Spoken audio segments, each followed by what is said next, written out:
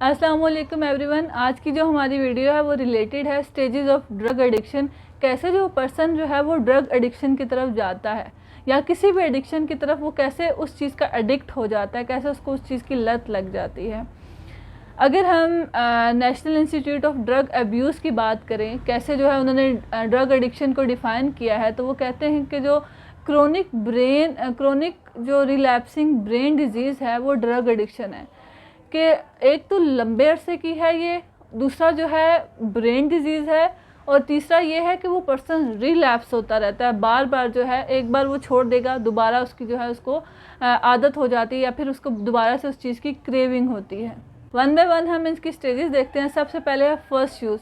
Person ने पहली बार use की है ड्रग, लाइक सिगरेट पिया है, या फिर उससे पहले जो है पर्सन ने यूज़ करके स्टॉप कर दिया है, लाइक उसको आदत नहीं हुई थी उस चीज़ की, बट एक दो बार उसने यूज़ किया हुआ है। तो ये पर्सन का फर्स्ट यूज़ है जिसमें उसको पता चलता है अच्छा इसका टेस्ट ये है, इसका अफेक्ट ये होता है, कैसे जो है मेंटल पीस मिल रहा है या मेंटल एक्टिवेट हो रहा है, क्या क्या चीज़ें हो रही हैं, उसमें उसको अंदाज़ा होता है। फिर सेकंड चीज़ आती है रेगुलर यूज़। अब आहिस्ता आहिस्ता जो पर्सन वो 1 वीक के लिए यूज़ कर रहा है, बीच में स्टॉप कर रहा है, या फिर फ्रेंड्स फैमिली के साथ है, फ्रेंड्स के साथ स्पेशली है, या किसी पार्टी में गया है, या कोई ऐसी इसकी गैदरिंग है जहाँ पर उसको अपनी इम्पोर्टेंस बनाने के लिए जो है वो दूसरों के साथ पार्टिसिपेट कर रहा है। तो दिस इज़ द स्टेज जिसको हम कहते हैं रेगुलर यूज़। बट वहाँ पर भी जो है उसकी एडिक्शन उस तरीके की नहीं हुई है। फिर उसके बाद आ जाता है रिस्की स्टेज। रिस्की स्टेज में क्या है, या रिस्की यूज़ क्या हो सकती है कि पर्सन जो है अब ड्राइविंग कर रहा है तो ड्रग यूज़ कर रहा है, सोने लगा है तो ड्रग यूज़ कर रहा है, कोई काम करने लगा है तो एक्टिवेशन के लिए ड्रग यूज़ कर रहा है, किसी पेन से बचने के लिए जो है वो ड्रग यूज़ कर रहा है। तो यहाँ पर जो है इसको कह सकते हैं हम रिस्की यूज़, के वो पर्सन जो है बहुत ज़्यादा यूज़ करना शुरू हो गया। फोर्थ स्टेज है ड्रग एडिक्शन की डिपेंडेंस। इसमें क्या होता है कि अब पर्सन को आदत हो चुकी है, एडिक्ट हो चुका है।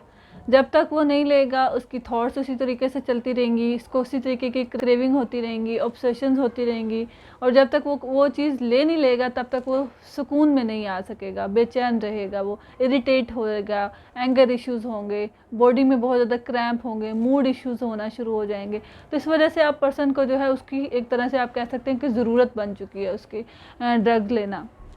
तो ये स्टेज होती है फोर्थ, जहाँ पर उसको एडिक्शन हो गई है। अब इसके बाद आती है फिफ्थ स्टेज, जहाँ पर उसको कहा जाता है सब्सटेंस अब्यूज़ या सब्सटेंस यूज़ डिसऑर्डर। यहाँ पर क्या है, आप पर्सन को जो है ड्रग यूज़ करने की वजह से वो जो रेगुलर यूज़ कर रहा है उसकी वजह से उसको डिपेंडेंसी हो गई है। अब वो इस हद तक वो स्ट्रॉन्गली ले रहा है, इतनी ज़्यादा उसकी लेना शुरू हो गया है कि उसकी वजह से पर्सन जो है अब उसके अंदर साइकोटिक फीचर्स आ गए हैं। लाइक उसको लग रहा है कि मेरे बारे में कोई बातें कर रहा है, मेरे ख़िलाफ़ कोई जासूसी कर रहा है, मेरे बारे में कोई ख़बरें इधर से उधर पहुंचा रहा है।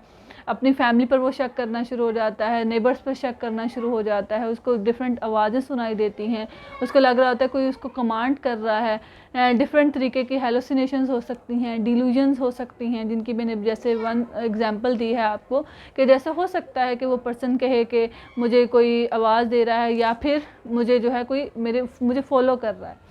उसके अलावा हो सकता है कि उसको शक होना शुरू हो जाए कि कोई उसको फॉलो अप कर रहा है, वो फ़ोन के थ्रू हो सकता है, वो डेली फ़ेस टू फेस हो सकता है।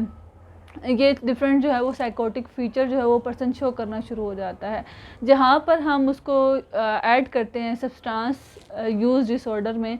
और इसमें जो है समटाइम वो डिप्रेसिव फेज़ में भी चला जाता है, वो एलिवेटेड मूड में भी चला जाता है, स्किज़ोफ्रेनिया की तरफ भी जा सकता है सब्सटेंस यूज़ की वजह से।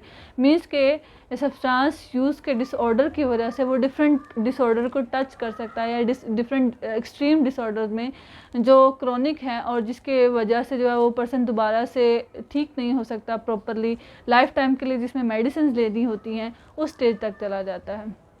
तो ये सब थी 5 स्टेजेस थी ड्रग एडिक्शन की। आपको होप से इसके बारे में थोड़ा बहुत आइडिया हो गया होगा।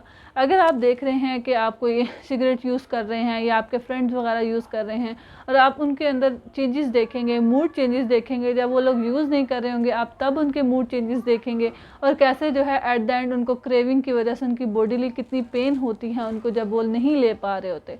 तो ये सारी चीज़ें अगर आप अपने इर्द गिर्द देख रहे हैं, या आप ख़ुद भी इस चीज़ का शिकार हैं, तो दिस इज़ द टाइम जहाँ पर अभी आप शायद फर्स्ट या सेकंड स्टेज पे होंगे, तो दिस इज़ द टाइम जहाँ पर आप स्टॉप कर सकते हैं।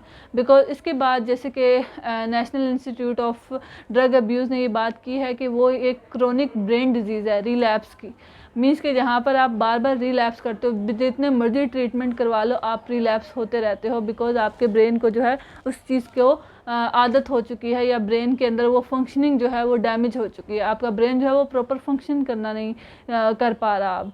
तो ये सारी चीज़ें हैं ड्रग एडिक्शन से रिलेटेड, कैसे जो है वो स्टेजेस, कैसे वन बाय वन जो है पर्सन एडिक्ट होता है। होप सो आपको अंडरस्टैंडिंग हो गई होगी। आज की वीडियो यहीं पर एंड करते हैं, इंशाल्लाह हम मिलेंगे नेक्स्ट वीडियो पे। अल्लाह हाफिज़।